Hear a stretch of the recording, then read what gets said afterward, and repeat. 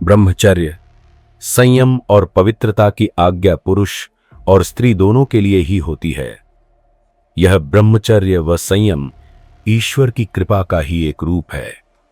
महान उद्देश्य वाली नारी भी अनेक वर्ष तक, 30-40 वर्ष तक या आजीवन, मनसा, तुलसी, वेदवती या पार्वती की भांति अखंड ब्रह्मचर्य पूर्वक रह सकती हैं, अथवा नारी या नर को काम सताए या वासना का ज्वर चढ़ जाए तो वह विवाह रूपी औषधि का सेवन करके इस ज्वर को उतारे और धीरे धीरे संयम का प्रयास करे।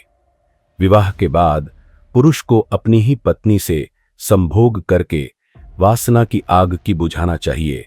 इसके विपरीत जो नर किसी दूसरे पुरुष की नारी की योनि दूषित करके वासना का वेग शांत करते हैं या वेश्या अथवा महावेश्या से अपनी आग बुझाते हैं, वे पुरुष निश्चित ही अपने जीवन को नष्ट कर डालते हैं। यह जीवन मोक्ष के मार्ग, साधु पथ पर चलने के लिए मिला है, न कि गंदे तन की गंदगी चाटने के लिए।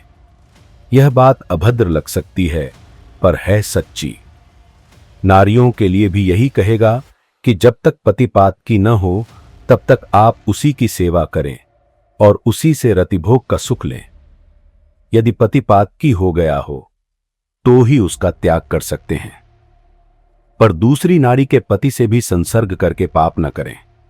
अपने पति का परित्याग करके परपुरुष का सेवन करने वाली स्त्री वल्गुणी, चमगादड़ी, छिपकली अथवा दो मुंह वाली सर्पिणी होती है। सगोत्र की स्त्री के साथ संबंध बनाकर अपने गोत्र को विनष्ट करने वाला तर्क्ष, लकड़बग्घा और शल्लकशाही होकर रीछ योनि में जन्म लेता है। तापसी के साथ व्यभिचार करने वाला कामी पुरुष मरु प्रदेश में पिशाच होता है और अप्राप्त यौवन से संबंध करने वाला वन में अजगर होता है।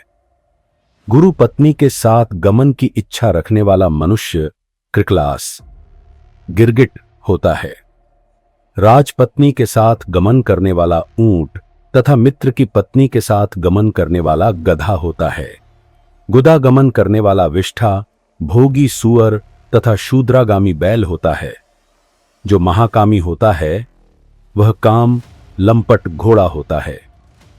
स्वपतिंच परित्यज्य परपुंसानुवर्तिनी वल्गुणी गृहगोधा स्याद द्विमुखी वाथ सर्पिणी।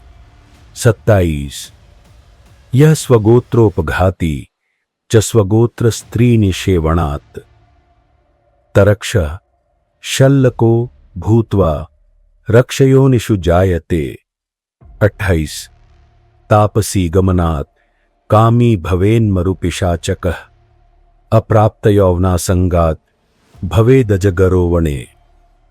29 गुरुदाराभिलाषी चक्रिकलासो भवेन्नरः राज्ञी गत्वा भवेदुष्ट्रो मित्रपत्नियों च गर्दभः।